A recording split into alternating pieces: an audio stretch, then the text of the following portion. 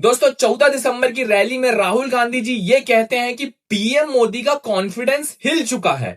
लेकिन शाम होते होते पीएम मोदी एक बार फिर से ऐसा कॉन्फिडेंस दिखाते हैं कि जहां पर सारे मीडिया सोर्सेस और जितना भी विपक्ष होता है वो अचंभित रह जाता है। प्रैक्टिकली अगर मैं बात करूं दोस्तों, तो बीजेपी को फिलहाल राष्ट्रीय अध्यक्ष की जरूरत दिखती नहीं है, क्योंकि नरेंद्र मोदी और अमित शाह जी बखूबी ढंग से सरकार और संगठन दोनों चला रहे हैं। हाँ, ये बात आप कह सकते हैं कि अमित शाह जी को एक कार्यकारी अध्यक्ष की जरूरत थी, क्योंकि मोटे तौर पर आज भी जो बीजेपी के डिसीजन होते हैं, एक स्थायी अध्यक्ष जो आज भी है वो अमित शाह ही है। मोटे तौर पर जितने भी डिसीजन होते हैं वो अमित शाह जी के सराउंडिंग में ही होते हैं। इसीलिए जब रिस्क कम होता है तो जितनी भी इंस्टीट्यूशन ऑर्गेनाइजेशन होती है वहां की जो लीडरशिप होती है वो जनरेशनल चेंज की तरफ जाती है।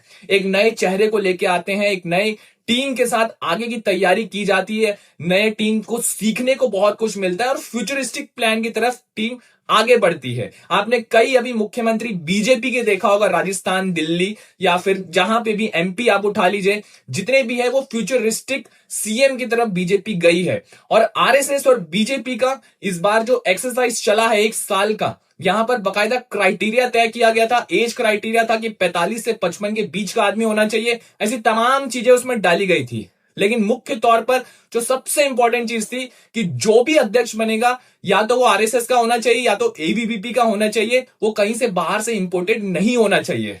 और इसके बाद 20 से 25 नामों की गहन चर्चा के बाद पार्लियामेंट्री बोर्ड जो बीजेपी की होती है वो नितिन नवीन के नाम पर फाइनल करती है। नितिन नवीन पथ निर्माण से अब राष्ट्र निर्माण की तरफ आगे बढ़ रहे हैं। बिहार से आते हैं, बिहार के मंत्री है, साफ सुथरी छवि है, ना किसी नेता के करीबी है, ना किसी गुट के करीबी है, ना किसी परिवार के करीबी है।